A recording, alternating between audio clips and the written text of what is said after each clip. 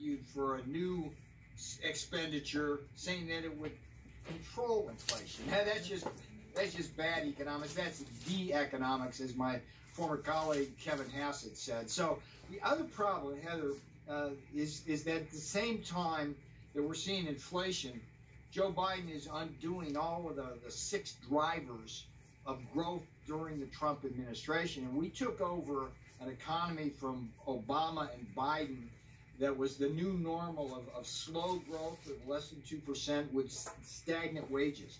Mm-hmm. And President Trump basically tax cuts, deregulation, strategic energy dominance, fair trade, increased defense spending, and arms transfers that create jobs in places like Arizona.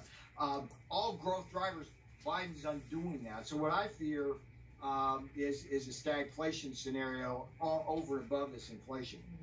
So what happens if he does, pass through reconciliation, this $3.5 trillion budget plan, which actually, by all indications, is closer to $5 trillion, along with this $1.2 trillion alleged bipartisan infrastructure bill? Well, elections do have consequences. No one thought a year ago that the Republic's finances would depend on Joe Manchin of West Virginia. I say that for your viewers so they understand. He's a conservative Democrat who basically could break the tie and prevent the budget reconciliation. It's important, again, to point out to your viewers, there's this weird process that Congress can do once a year, which allows them to pass votes on a 50 vote plus one with Harris breaking the tie, right, rather than allowing filibusters. So they're going to jam that down our throats.